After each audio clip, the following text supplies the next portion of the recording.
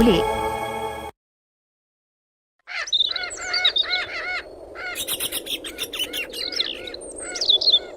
अरे जल्दी से खाना लगा दो, बहुत जोरों की भूख लगी है। खाना खाकर दोबारा खेत में जाना है। ये लीजिए, आज सब आपके पसंद का बनाया है। आलू मेथी की सब्जी, नमक मिर्च वाले पराठे और साथ में अरहर की दाल भी बनाई है। अरे वाह, क्या बात है। लेकिन तुम तो मूंगफली की चटनी भी बनाने वाली थी, वो नहीं बनाई? मूंगफली खत्म हो गई है तो लक्षिता को लाने के लिए भेजा है। पता नहीं ये लड़की कहाँ रह गई। दुकान से मूंगफली लेने के लिए गई है या खेतों में चली गई है। दुकान से मूंगफली लेकर लक्षिता अपने घर की तरफ आ रही होती है कि तभी उसे अपने पड़ोस में रहने वाली बचपन की सहेली पायल दिखती है, जो अपने आंगन में बैठकर कुछ खा रही होती है, जिसे देखकर लक्षिता उसके पास आती है। क्या खा रही हो पायल? बहुत अच्छी खुशबू आ रही है। मेरे बाबा शहर गए थे ना, तो वहीं से मेरे लिए ये हक्का नूडल्स लेकर आए हैं। पता है ये बहुत टेस्टी है, लेकिन ये तो मुझे गाँव में मिलने वाली अपनी देसी चाउमीन की तरह लग रही है। वो तो इसके सामने कुछ भी नहीं है, तुम एक बार टेस्ट तो करके देखो। लक्षिता नूडल को खाती है तो उसे भी वो काफी पसंद आते हैं। पायल, ये तो बहुत ज्यादा टेस्टी है, मैं भी ये मंगवाऊंगी, फिर हम दोनों मिलकर खाएंगे। ये लेने के लिए तुम्हें शहर जाना होगा, और तो ये कोई 50 रुपए की चीज नहीं है, पता है पूरे 900 रुपए के नूडल्स हैं। ये मेरे बाबा तो शहर जाते रहते हैं, इसलिए वो मेरे लिए ऐसे खाने पीने की एक्सपेंसिव चीज लाते हैं। लेकिन तुम्हारे बाबा तो खेती करते हैं ना, वैसे भी एक्सपेंसिव खाना सबके बस की बात नहीं है। काश मेरे भी बाबा तुम्हारे बाबा की तरह शहर जाते तो वो मेरे लिए भी ये सब लेकर आते। इतना कहकर लक्षिता उदास मन से अपने घर आती है। तो मूंगफली लाने गई थी, अब पहाड़ चढ़ने जो इतना समय लग गया। देख तेरे बाबा ने खाना भी खा लिया। माँ, मुझे भी हक्का नूडल्स खाना है, मेरे लिए बना दो ना। क्या कहा तूने? अरे क्या बोल रही है, हिंदी में बोल। अरे माँ, हक्का नूडल्स जैसे हमारे गाँव में देसी चाउमीन मिलती है ना, वैसे ही होती है। वो भी पायल के बाबा अभी शहर से आए हैं ना, तो उसके लिए हक्का नूडल्स लेकर आए हैं। पता है वो खाने में कितने ज्यादा स्वादिष्ट हैं। बेटा, ये जो तुम बता रही हो वैसे ये कितने के हैं? सिर्फ 900 रुपए के हैं बाबा। क्या कहा? 900 रुपए के? 900 रुपए की चाउमीन खानी है तुझे? पायल का बाप सेठ है, उसके लिए 900 क्या 9000 भी कुछ नहीं है। और तेरे बाबा कौन सा शहर जाते हैं जो तेरे लिए वहाँ की अमीरों वाली खाने की चीज ले आएंगे? बेटा, घर में जो बनता है भगवान का नाम लेकर खा लो। और बेटा, वैसे भी ये शहर की ऊटपटांग चीज शरीर के लिए अच्छी नहीं होती है। अपना घर का देसी खाना खाओ, वही अच्छा है। अपने माता पिता की बात सुनकर लक्षिता चिढ़कर आंगन में आ जाती है और इसी तरह 2-4 दिन गुजर जाते हैं। सुधा आंगन में गेहूं साफ कर रही होती है तो वहीं लक्षिता आंगन में कपड़े सुखा रही होती है कि तभी वो देखती है। बाबा, आज आप मेरे लिए कौन सी खाने की चीज लेकर आए हैं? बेटा, आज मैं तुम्हारे लिए शहर से बर्गर लेकर आया हूँ। मैंने भी खाया है, बड़ा मजेदार है। पायल कितनी खुशनसीब है, उसके बाबा हमेशा शहर जाते रहते हैं और कुछ न कुछ खाने की पीने की चीज लाते हैं। लेकिन एक मैं हूँ जो रोटी सब्जी दाल चावल से काम चला रही हूँ। काश मैं भी पायल की तरह इतना महंगा खाना खा सकती। लक्षिता इतना बोल ही रही होती है कि तभी सतीश भागते हुए जल्दी जल्दी घर आता है। अरे क्या हुआ जी, इस तरह भागे भागे कहाँ से आ रहे हो? कहीं फिर से पीछे कोई कुत्ता तो नहीं पड़ गया? अरे नहीं नहीं भाग्यवान, वो हमारे सरपंच है ना योगेंद्र जी। हैं? क्या हुआ उन्हें? कहीं वो निकल तो नहीं लिए? वैसे भी उनकी तबीयत खराब रहती थी। अरे शुभ शुभ बोलो, ऐसा नहीं है। अगर ऐसा नहीं है तो भागे भागे क्यों आ रहे हो? तुम्हें याद है जब उन्होंने अपनी बेटी की शादी की थी तो हम सभी गांव वाले गए थे और उनके शहरी कुछ दोस्त भी आए थे। वहां किसी शहरी बड़े परिवार ने हमारी लक्षिता को देखा था और उन्हें लक्षिता काफी पसंद आई। सरपंच जी मिले थे, कह रहे थे कि वो लोग एक बार हमसे मिलना चाहते हैं। आप सच कह रहे हैं? भगवान, आखिर तूने मेरी सुन ही ली। अगर मेरी लक्षिता का रिश्ता यहाँ हो जाए ना तो 101 नारियल चढ़ाऊंगी। अरे वाह, मेरे लिए शहर से रिश्ता आया है। लक्षिता, अब तो तेरी निकल पड़ी। माता रानी कुछ भी करके रिश्ता लगवा देना बस मेरा, वरना कहीं गांव में ही शादी हो गई ना तो पूरी जिंदगी चूल्हा ही फूकती रहूंगी। कुछ दिन में सरपंच जी उस शहरी परिवार को लेकर लक्षिता के घर आते हैं, जहां लक्षिता अपना देसी खाना बनाकर उन्हें खिलाती है। लक्षिता बेटा, इतना सब कुछ तुमने अकेले बनाया है? अरे तुम तो बहुत बढ़िया खाना बनाती हो। कचौड़ी, जलेबियां, समोसे सब एक से एक बने हैं। क्या करें भाई साहब, गांव से ज्यादा पढ़ाई कहाँ होती है। 10वीं के बाद तो लड़कियों को चूल्हा चौका थमा दिया जाता है। मेरी लक्षिता भले ही कम पढ़ी लिखी है, लेकिन घर गृहस्थी मुझसे भी ज्यादा अच्छा संभाल लेती है। आपकी बेटी तो हमें पहली नजर में ही भा गई थी। हम तो बस एक बार मिलकर आप लोगों से बात करना चाहते थे। अब तो बस आप लोग अपना जवाब बता दीजिए। ये तो हमारे परिवार के लिए सौभाग्य की बात है कि हमारी बेटी के लिए शहर से रिश्ता आया है, वो भी इतने अच्छे लोगों के घर से। लक्षिता के माता पिता भी शादी के लिए हाँ कर देते हैं और कुछ समय में लक्षिता की धूमधाम से शादी हो जाती है।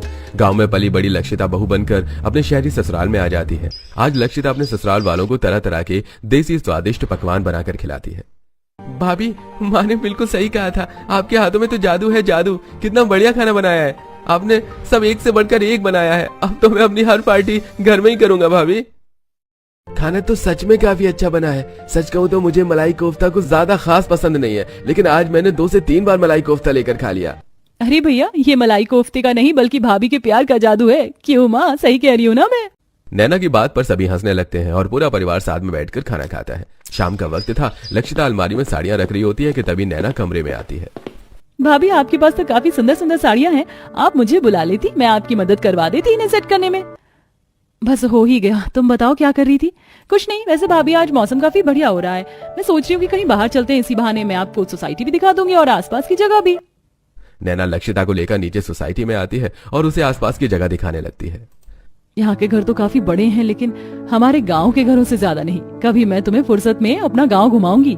हाँ भाभी, क्यों नहीं। वैसे भी मैंने सुना है गांव में बहुत बड़ी बड़ी नदियां, झील, झरने होते हैं। मुझे वहाँ सब जगह जाना है।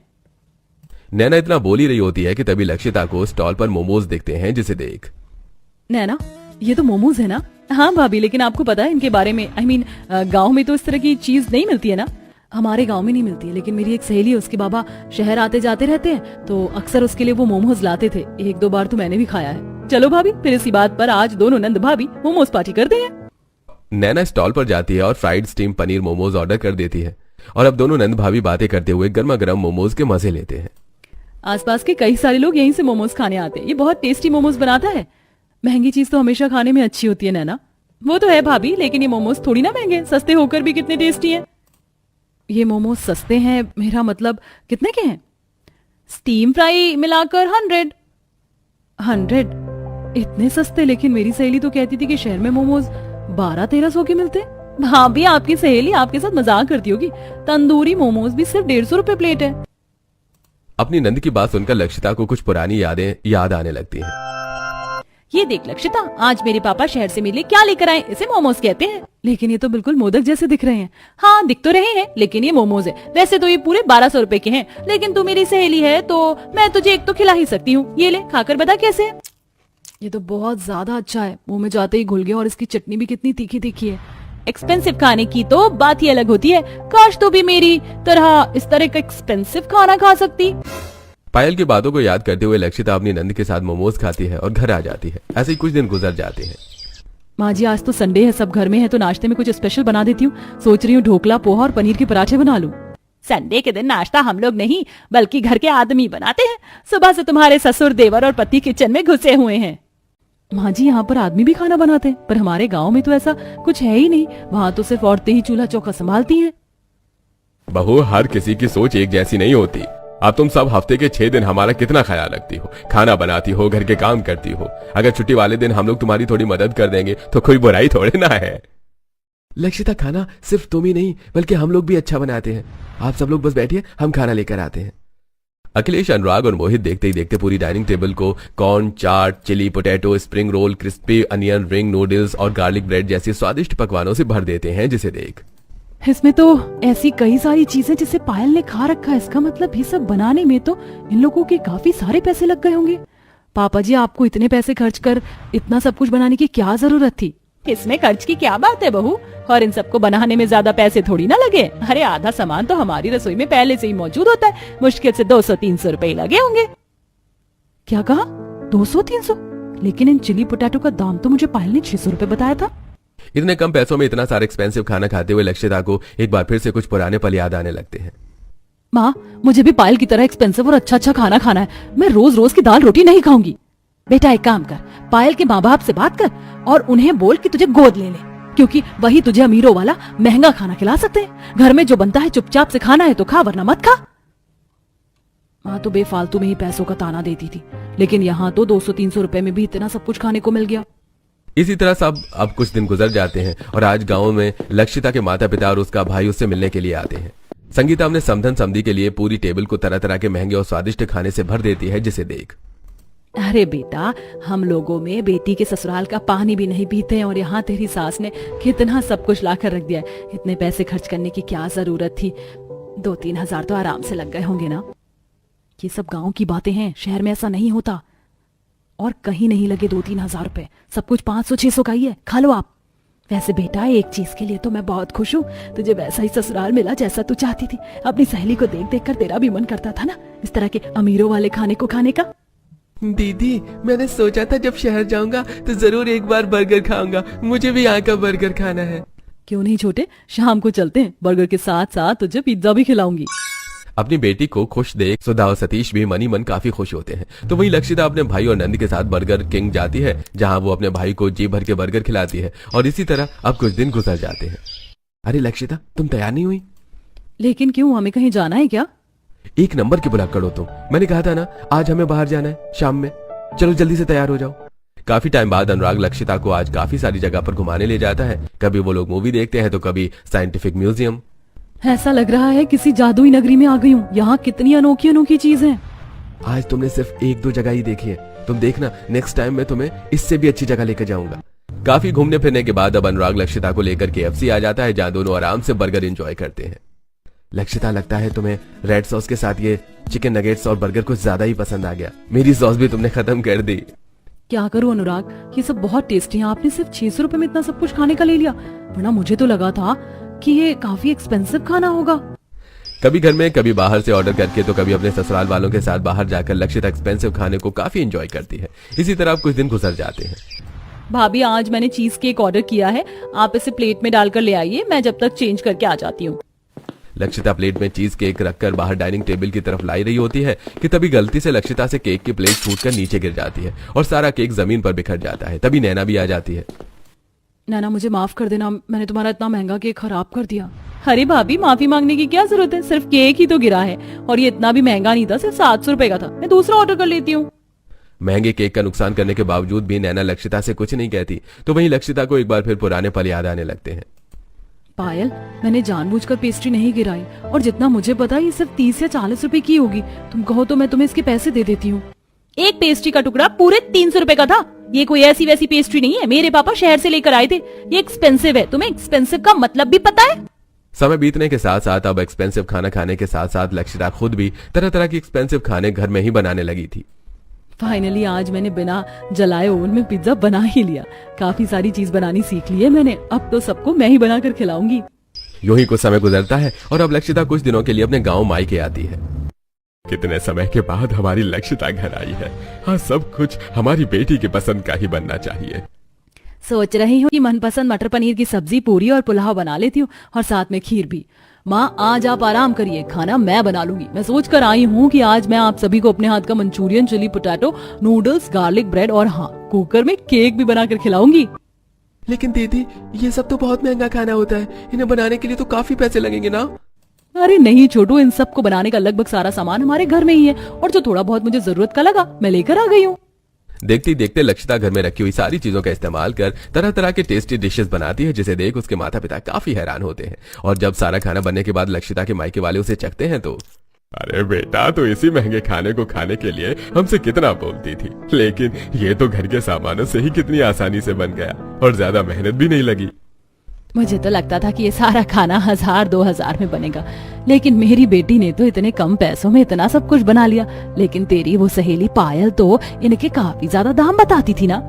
अरे माँ, पायल से याद आया, मैं तो जब से आई हूँ उससे मिली ही नहीं। उससे मिलकर आती हूँ और साथ में उसे भी ले आऊंगी। मैंने इतना सब कुछ बनाया है, उसे भी खिलाऊंगी। लक्षिता जल्दी से अपनी सहेली पायल के पास जाती है, जहाँ हमेशा की तरह आज भी पायल अपने आंगन में बैठे बैठे लजानिया खा रही होती है। पायल जैसी लक्षिता को देखती है। अरे लक्षिता, तू बड़े दिनों बाद आई है। शहर जाकर तो तू मुझे भूल ही गई, और भूलेगी भी कैसे नहीं, वो शहर जो है। अरे नहीं यार, तुझे भी भला मैं कभी भूल सकती हूँ क्या? लगता है आज भी काका तेरे लिए शहर से कुछ स्पेशल लेकर आए। हाँ, इसे लजानिया बोलते हैं। तू भले ही शहर में है, लेकिन मुझे नहीं लगता कि तूने इसे खाया होगा। पता है ये पूरे 2000 की डिश है। अच्छा, ये इतनी महंगी है? वैसे मैंने घर पर कुछ बनाया है, सोचा तुझे भी खिला दूं। चलना मेरे साथ। वैसे इतनी महंगी डिश के सामने तेरा बनाया हुआ देसी खाना कुछ खास तो होगा नहीं, पर फिर भी तूने इतने प्यार से बनाया तो खा लूंगी। लक्षिता पायल को अपने घर लेकर आती है, जहाँ पायल देखती है कि बड़े से मैट पर तरह तरह की वही डिशेस हैं जो वो लक्षिता को महंगे दाम बताकर खाती थी। अरे लक्षिता, तूने तो मुझसे कहा था कि तूने अपने हाथों से कुछ बनाया है, लेकिन ये सब तो बाहर से लाया हुआ है। जरूर तेरे पति ने तुझे पैसे दिए होंगे, वरना इतना सब कुछ महंगी चीज तू कैसे खरीद पाती? ये मैंने खरीदी नहीं है बल्कि घर में बनाई है, और इसमें मेरे कुछ खास ज्यादा पैसे भी खर्च नहीं हुए हैं। मुश्किल से 400 से 500 रुपए लगे होंगे। क्या कहा तूने? 400 से 500? मजाक मत कर, इतनी सस्ती थोड़ी ना चीज होती है ये सब। एक्सपेंसिव खाना है। एक्सपेंसिव का मतलब तो तुझे पता ही है ना। पायल, मुझे अच्छे से एक्सपेंसिव का मतलब पता है। तू हमेशा मुझसे झूठ बोलती रही। तेरे बाबा 100 रुपए की चीज लाते थे और तू मुझे 1000 रुपए बताती थी। ये सब तो तू मुझे नीचा दिखाने के लिए करती थी ना, क्योंकि हम पैसों के मामले में तेरे जितने अमीर नहीं है। मुझे नहीं पता था कि तू भी और अमीर घमंडी लोगों में से एक ही है। मैं तो तुझे हमेशा से अपना अच्छा दोस्त मानती थी। तेरी इन्हीं हरकतों की वजह से मैं बार बार आकर माँ बाबा को एक्सपेंसिव खाने के लिए परेशान करती थी। लेकिन शादी के बाद मुझे सब पता चल गया कि क्या एक्सपेंसिव है और क्या नहीं। अरे दोस्तों में तो एक दूसरे का भरोसा जीता जाता है, लेकिन बेटा तुमने तो मेरी बेटी का भरोसा ही तोड़ दिया। वैसे ये कोई इतनी बड़ी बात भी नहीं है, लेकिन झूठ बोलकर नीचा दिखाना तो सही नहीं है ना। ये सब सुनकर पायल को काफी शर्मिंदगी महसूस होती है और वहां से चली जाती है। इसी के साथ लक्षिता को अब ये बात समझ में अच्छे से आ चुकी थी कि जरूरी नहीं है कि हमेशा टेस्टी और अच्छा दिखने वाला खाना एक्सपेंसिव ही हो। कम पैसों और घर की चीजों का इस्तेमाल करके भी हम एक्सपेंसिव खाने को घर में ही बनाकर खा सकते हैं।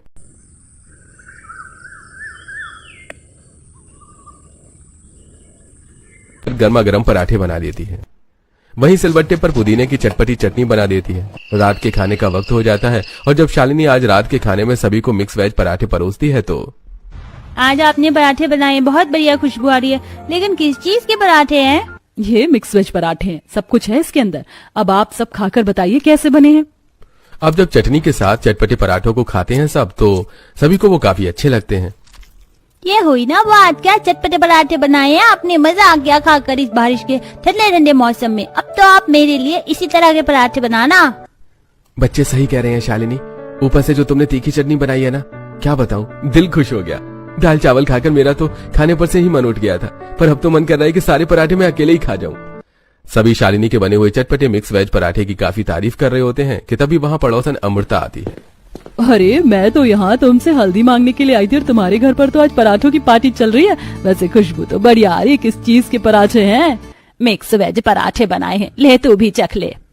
अमृता भी जब मिक्स वेज पराठा खाती है तो क्या पराठे बनाए हैं तुमने? सुबह से जी सा खराब हो रहा था, लेकिन इन्हें खाकर दिल खुश हो गया। मैं तो कह रही हूँ अपना दाल चावल छोड़कर तुम पराठे क्यों ना बेचने लगो। वैसे भी बारिश का मौसम है और ऐसे मौसम में तो ऐसी चटपटी चीज खाने का बड़ा ही मन होता है।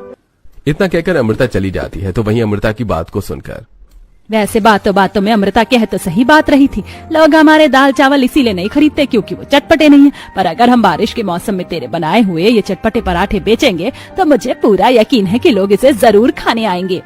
माँ, दादी माँ ठीक कह रही है। हमारे स्कूल के बाहर जितनी भी चटपटी चीज बिकती है ना, उन पर काफी भीड़ होती है। अगले दिन विनोद फिर से ढेर सारी सब्जियां लेकर आता है, जिसे छांटकर शालिनी साफ सब्जियां अलग कर लेती है और अब अपने उस दाल चावल के ठेले पर मिक्स वेज पराठे बनाने की सारी तैयारी करके अपने सास के साथ ठेला लेकर चल पड़ती है। अरे अब तो आप लोगों ने भी पराठे का काम शुरू कर लिया, लेकिन क्या ही फायदा, सामने जो पराठे बेचने वाला था अब तो उसका काम भी अच्छे से नहीं चल रहा है। रोज वही आलू प्याज के पराठे खाकर अब तो मन सा भर गया है। लेकिन ये मामूली आलू प्याज के पराठे नहीं है, ये मिक्स वेज के पराठे हैं। गाजर मटर गोभी आलू प्याज सब है इसमें, और तो और तीखी चटपटी चटनी के साथ। अरे तारीफ तो आपने कुछ ज्यादा ही कर दी, तो खिला दीजिए पराठा। खाकर देखते हैं कि कैसे चटपटे मिक्स वेज पराठे हैं ये। शालिनी अब लोई लेकर उसे बेलकर उसके अंदर चटपटी मिक्स वेज की स्टफिंग भर देती है और जल्दी से तवे पर गर्मा गर्म सेकती है। तो वहीं सुलोचना प्लेट में 2 से 3 तरह की अलग अलग तीखी चटपटी चटनी के साथ जब उस ग्राहक को पराठा देती है तो अरे बहन जी, बिल्कुल सही कहा था आपने। इस हल्की हल्की बारिश में मिक्स वेज पराठे खाकर मजा आ गया। ये तो सच में काफी चटपटे हैं, मजा आ गया। एक और लगा दीजिए। उस कस्टमर को इतना तारीफ करता देख आसपास के कुछ और लोग पराठे खाने के लिए आते हैं और जब वो लोग भी इस बारिश के मौसम में गर्मा गर्म मिक्स वेज चटपटे पराठे खाते हैं तो अरे भाई, मैंने तो आज सिर्फ आलू प्याज के पराठे ही खाए थे, पहली बार मिक्स वेज पराठे खा रहा हूँ। पता नहीं था कि ये इतने टेस्टी भी हो सकते हैं। अरे भाई, हल्की हल्की बारिश, ठंडा मौसम और ये चटपटे पराठे, बढ़िया कॉम्बिनेशन है। अब तो मैं रोज पराठे खाने आऊंगा। ग्राहकों की इतनी तारीफ और अपने पहले ही दिन में 800 से 900 रुपए की कमाई करके दोनों सास बहू काफी खुश होती हैं और अब इसी तरह वो रोज अपना मिक्स वेज पराठे का ठेला लगाती हैं। पता है, प्रेगनेंसी की हालत में हमेशा कुछ चटपटा तीखा खाने का मन करता है, लेकिन हर चीज सोच समझ कर खानी पड़ती है। लेकिन आपके पराठे ऐसे नहीं है। टेस्ट के साथ साथ इसमें इतनी सारी सब्जियां हैं कि ये तो मेरे लिए हेल्दी हैं। पर आप ज्यादा तीखी चटनी मत खाइए, ये वाली चटनी ट्राई करिए। ज्यादा तीखी तो नहीं है लेकिन टेस्टी है। कोई ग्राहक ठेले पर तो कोई ग्राहक गर्मा गर्म पराठे लेकर सामने पार्क में बैठकर खाता जिसे देख और भी कई सारे लोग दोनों सास बहू के ठेले पर इस बारिश के मौसम में पराठे खाने आते। तो वहीं कई सारे लोग पैक करवाकर अपने घर भी ले आते हैं। जब से शरीर ने बुढ़ापे की सीढ़ी पर कदम रखा है तब से कुछ खाने में अच्छा ही नहीं लगता था, लेकिन ये पराठे बेटा कहाँ से लाया है? ऐसे चटपटे पराठे खाकर तो मजा आ गया। अरे माँ, पास ही में एक सास बहू मिक्स वेज पराठे बेचती है, बड़े ही मजेदार होते हैं। आपसे जब भी आपका मन करे तो बताना, ले आया करूंगा मैं। धीरे धीरे दोनों सास बहू के मिक्स वेज पराठे आसपास की जगह पर काफी फेमस होने लगे थे। तो वहीं विनोद भी अब आए दिन सब्जी लेकर आता था। ये लो, आज तो ज्यादातर इसमें साफ सब्जी है। और ये क्या, तुम अकेले ही सिलबट्टे पर सारी चटनी पीस रही हो? एक काम करो, तुम सब्जी साफ कर लो, मैं चटनी पीस देता हूँ। जहाँ विनोद अपनी बीवी की मदद करते हुए सिलबट्टे पर चटनियां पीसता है, तो वहीं मेघा भी अपनी भाभी की मदद करते हुए सब्जियां साफ करती है। और ऐसे ही कुछ दिन गुजर जाते हैं। बाहू, पहले तो तू सभी सब्जियों को मिलाकर एक ही भरवा बनाती थी, लेकिन अब तो तू अलग अलग भरवा बना रही है। माँ जी, कल कुछ ग्राहक आए थे, उनमें से कुछ को सिर्फ मटर के पराठे चाहिए थे तो कुछ को गाजर के, इसीलिए मैं मिक्स स्टफिंग के साथ अलग अलग सब्जियों की भी स्टफिंग बनाकर रख रही हूँ। चल सही है, मैंने भी आज काफी सारा आटा गूंथ लिया, वरना कल तो कम पड़ गया था। जहाँ पहले आसपास की जगह पर ही इन दोनों सास बहू का चटपटा मिक्स वेज पराठा फेमस था, तो वहीं लोग दूर से इनके पराठे खाने के लिए आने लगे थे। और आसपास की फैक्ट्री ऑफिस से भी दिन में लंच के समय इनके पास काफी अच्छे ऑर्डर आ जाते थे। यार, तुमने तो मेरे काफी पैसे बचा लिए, वरना पहले जब भी इस बारिश के मौसम में पराठे खाने का मन करता था तो बार बार मुड़थल जाना पड़ता था। मैंने तो पहले कहा था कि यहाँ के पराठे बेस्ट है। देख कितना बढ़िया मौसम हो रहा है, ऊपर से ये हल्की हल्की बारिश, ऐसे मौसम में ऐसे गर्मा गर्म चटपटे पराठे हो जाए तो और क्या ही चाहिए है? जैसे जैसे दिन गुजरते हैं वैसे वैसे अब दोनों सास बहू के ग्राहक बनने के साथ साथ कमाई भी काफी ज्यादा बढ़ने लगती है। इतनी बढ़िया पराठे कैसे बना लेती हैं? पता है, आपकी पराठे की वजह से आज हफ्ते में दूसरी बार हमने कोचिंग बंक की है। हमें भी आपके जैसे पराठे बनाने सीखने हैं, फिर हम भी ऐसे ही ठेला खोलेंगे। भगवान करे तुम हमसे भी बढ़िया पराठे बनाओ, लेकिन ये उम्र तुम्हारी पढ़ने लिखने की उम्र है और हम यहाँ सुबह से लेकर शाम तक होते हैं, तो इस तरह पढ़ाई छोड़ने की जरूरत नहीं है। पढ़ाई करने के बाद भी तुम दोनों यहाँ आ सकती हो। कुछ ही वक्त में दोनों सास बहू काफी पैसे इकट्ठा कर लेती हैं, जिनसे वो सबसे पहले अपने घर की मरम्मत करवाती हैं। तो वहीं दोनों बच्चों के स्कूल की फीस भी भरती हैं और बाकी बचे हुए पैसे विनोद को दे देती हैं, जिससे वो एक बार में सेठ महेंद्र का सारा कर्जा और ब्याज चुका देता है। इतने कम वक्त में इतने सारे पैसे कहाँ से आए? हाँ, और किसी और से कर्जा लेकर तो मुझे नहीं दे रहा है? नहीं सेठ जी, ये तो मेरी बीवी और माँ की मेहनत की कमाई है। अब मैंने आपके सारे पैसे चुका दिए हैं और इस महीने का ब्याज भी दे दिया है। सारा कर्ज चुका देने के बाद अब विनोद भी अपनी माँ और पत्नी के साथ उसकी मदद करता है। कुछ दिनों में दोनों सास बहू एक दुकान ले लेते हैं, जिसमें वो टेबल कुर्सियों का भी बंदोबस्त करते हैं। और अब इसी तरह मेहनत करते हुए समय बीतने के साथ साथ दोनों सास बहू के मिक्स वेज पराठे काफी ज्यादा फेमस हो जाते हैं।